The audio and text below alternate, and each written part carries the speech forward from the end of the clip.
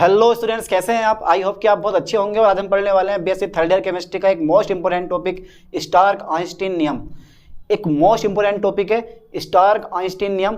तो डाल देता हूं मैं हेडिंग पहले। क्या टॉपिक है हमारा? स्टार्क आइंस्टीन नियम। और पक्का ये टॉपिक आपको याद हो जाएगा,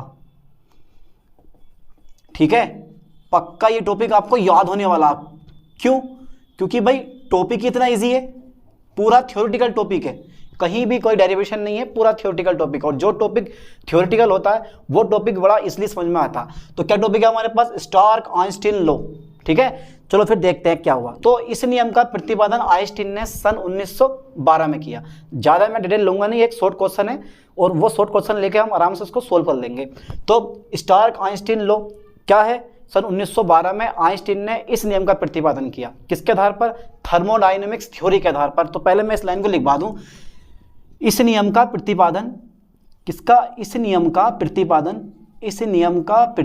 किसने करा? इस नियम का प्रतिपादन आइंस्टीन ने, यानी कि सन 1912 में आइंस्टीन ने, ठीक है? आइंस्टीन ने, ठीक है? थर्मोडायनेमिक्स का नाम समझते हो ना? थर्मोडायनेमिक्स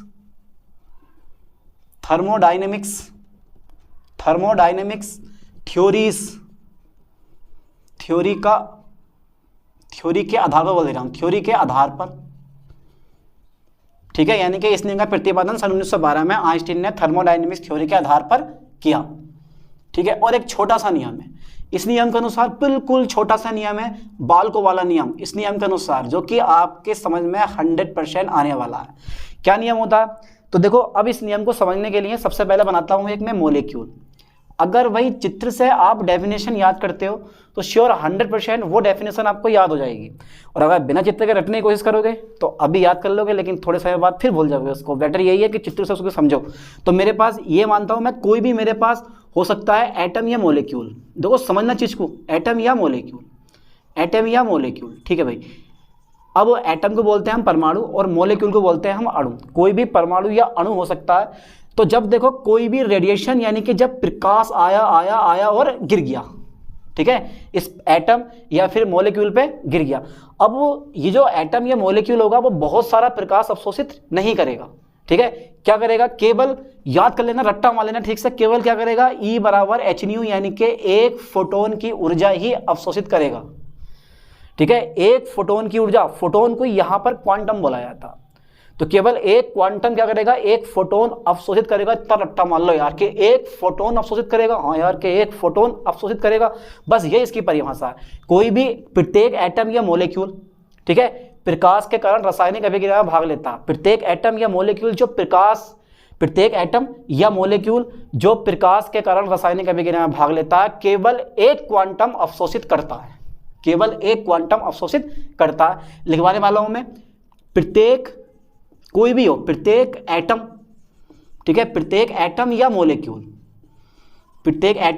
मॉलिक्यूल जो प्रकाश के कारण, किसके कारण? जब प्रकाश के कारण, ठीक है, जब प्रकाश के कारण रासायनिक अभिक्रिया में, केमिकल रिएक्शन में, रासायनिक अभिक्रिया में, ठीक है, क्या करता है? रासायनिक अभिक्रिया में भाग लेता है। ध्यान देना, भाग लेता है। केवल एक क्वांटम अवशोषित करता है, एक क्वांटम एब्जॉर्ब करता है, यानी कि एक क्वांटम अवशोषित करता है, ठीक है? It is a very simple topic. एक नियम तो ये है, एक नियम और भी होता है इसका, और वो नियम छोटा सा क्या था? ध्यान देना इस नियम पे। प्रत्येक एटम या मॉलिक्यूल जो प्रकाश के कारण रासायनिक अभिक्रिया करता है, केवल एक क्वांटम अवशोषित करता है, according to the Einstein Stark Einstein के अकॉर्डिंग। बस शॉर्ट क्वेश्चन है, बस समझ जाओगे, ज्यादा लंबा नहीं है। एक क्वांटम अवशोषित करता। अब देखो, या एक परिभाषा इसकी और भी आती है, और वो परिभाषा इसकी आती है, कोई भी एटम या मॉलिक्यूल, ठीक है, जो रासायनिक अभिक्रिया में प्रकाश द्वारा एक्टिवेटेड किया जाता है, किसी समय जब आपने इस पर ये प्रकाश नहीं डाला ना, तो जो ये मॉलिक्यूल है वो नील पड़ा बिल्कुल, इसके बाद एनर्जी नहीं है, कोई रिएक्शन, कोई भी केमिकल रिएक्शन ये नहीं करने वाला। लेकिन जैसे कि अगर तो इस पर प्रकाश डालते हो तुरंत ये एक्टिवेट हो जाता है और रासायनिक अभिक्रिया करना स्टार्ट कर देता है। और ये एक फोटोकेमिस्ट्री का मोस्ट इंपोर्टेंट टॉपिक है, ठीक है। तो देखो जरा, कोई भी एटम या मॉलिक्यूल, जो रासायनिक अभिक्रिया करने के लिए प्रकाश द्वारा एक्टिवेटेड किया जाता है, जो रासायनिक अभिक्रिया करने के लिए प्रकाश द्वारा एक्टिवेटेड किया जाता है, अभिक्रिया के प्राथमिक पद में केवल एक क्वांटम प्रकाश ऊर्जा अवशोषित करता है या फिर एक क्वांटम अवशोषित करके एक्टिवेटेड हो जाता है। लिखने वाला हूँ मैं परिभाषा इसकी। देखो कोई भी अणु हो, ध्यान देना, देखो कोई चाहे एटम हो या मैंने ले लिया कोई भी एटम या मैंने लिया है मॉलिक्यूल, कोई भी एटम या मॉलिक्यूल जो केमिकल रिएक्शन, समझते हो ना केमिकल रिएक्शन, अरे यार ये भी कोई पूछने वाली बात है। केमिकल रिएक्शन, जो केमिकल रिएक्शन करने के लिए ठीक है प्रकाश द्वारा यानी कि लाइट द्वारा, प्रकाश द्वारा एक्टिवेटेड किया जाता है, एक्टिवेटेड यानी कि सक्रियत किया जाता है, ठीक है, एक्टिवेटेड किया जाता है अभिक्रिया के प्राथमिक पद में। किसके? अभिक्रिया के, किसके भाई? अभिक्रिया के प्राथमिक पद में, अभिक्रिया के प्राथमिक पद में केवल एक क्वांटम प्रकाश अवशोषित करके, क्या करके? अवशोषित करके एक्टिवेटेड होता है। बस ये लिख सकते हो, या तो ये लिखियो या ये लिखियो, ये दोनों लिखियो, कोई दिक्कत नहीं है, कोई परेशानी नहीं है, दोनों में लिखवा दिया मैंने। प्रत्येक एटम या मॉलिक्यूल जो प्रकाश के कारण रासायनिक अभिक्रिया में भाग लेता है केवल एक क्वांटम अवशोषित करता है। कितना ईजी है, ये थोड़ा सा डिफिकल्ट हो गया। और क्या हो गया? कोई एटम या मॉलिक्यूल जो प्रकाश रासायनिक क्रिया करने के लिए प्रकाश द्वारा, जब रासायनिक अभिक्रिया करने के लिए प्रकाश द्वारा एक्टिवेटेड किया जाता है, अभिक्रिया के प्राथमिक पद में केवल एक क्वांटम क्या करता है? केवल एक क्वांटम प्रकाश अवशोषित करके एक्टिवेटेड हो जाता है। ध्यान देना, इन दोनों में से आप कोई भी नियम लिख के आओ, नंबर आपको बराबर मिलेंगे। अब देखो आइंस्टीन के अनुसार, ध्यान देना बेटे बोर्ड पे, किसके अनुसार? अकॉर्डिंग टू द आइंस्टीन, यानी कि आइंस्टीन के अनुसार, ठीक है, आइंस्टीन के अनुसार, ठीक है, ध्यान देना लाइन पे, आइंस्टीन के, इसको कर देते हैं इरेज। देखो आइंस्टीन के अनुसार, आप आइंस्टीन भाई साहब आए क्या कहते हैं वो देख लेते हैं। तो ये कहते हैं कि भाई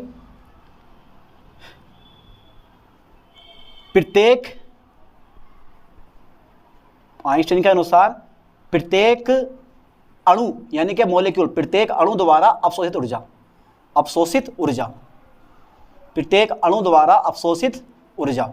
ठीक है यार सर बता दो कितनी होगी जरा, कितनी होती है फोटोन की ऊर्जा? E बराबर hν होती है।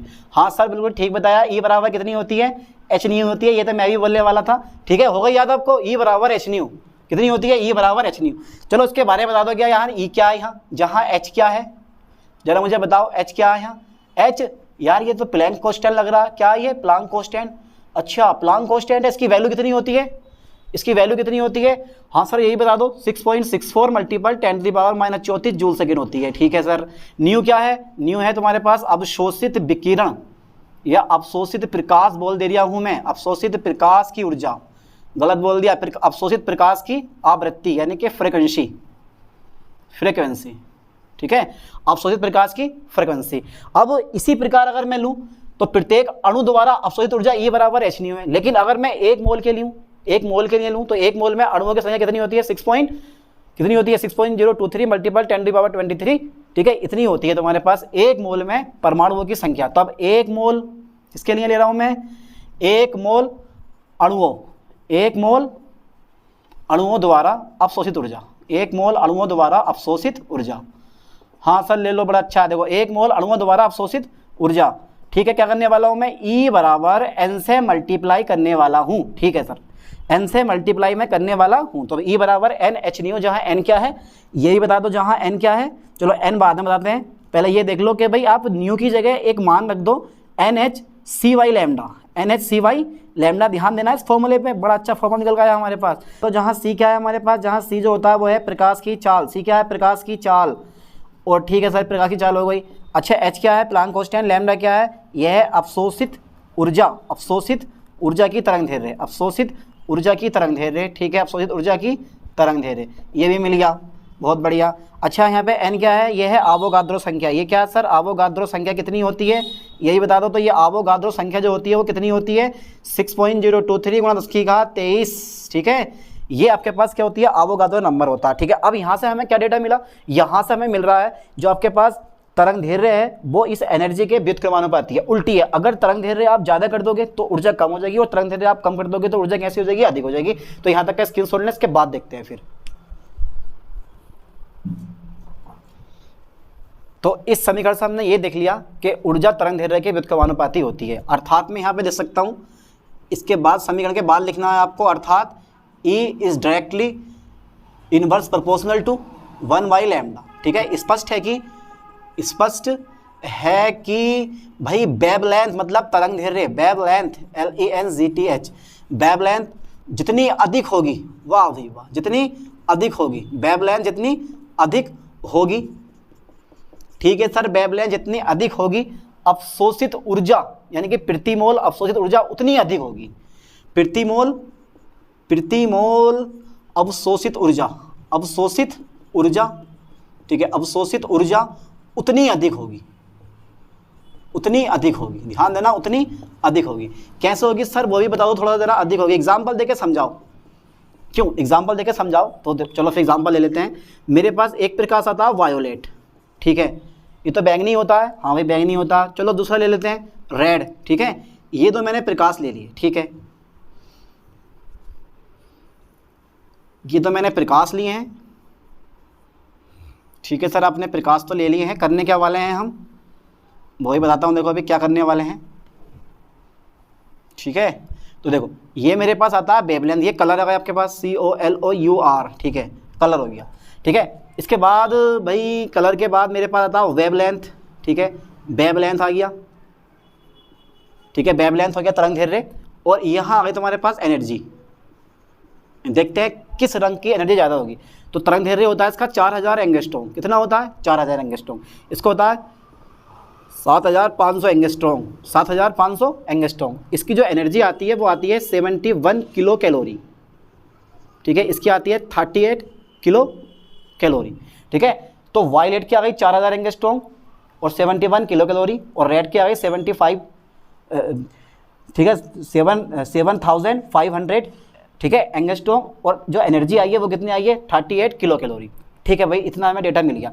अब ये बताओ किस रंग का प्रकाश ज़्यादा क्रियाशील होगा, किस रंग का प्रकाश फास्ट रिएक्शन देगा आपको, ये वाला प्रकाश या ये वाला प्रकाश। तो यूँ जानते हो आप कि जिस मॉलिक्यूल की ऊर्जा जितनी अधिक होगी वो मॉलिक्यूल उतना ज़्यादा क्या होगा, एक्टिवेट होगा, यानी कि एक्टिव होगा और उतनी फास्ट रिएक्शन देगा। अब सिंपल सी बात है, लाल रंग का प्रकाश की एनर्जी कैसी है, कम है, तो ये कम क्रियाशील होगा। तो स्पष्ट है कि मैं लिख दे रहा हूँ कि भाई स्पष्ट है कि रेड कलर की जो एनर्जी है कैसी है, रेड कलर की जो एनर्जी है वो कैसी है बेटे, रेड कलर की एनर्जी कम है, रेड कलर की एनर्जी कम है। अतः रेड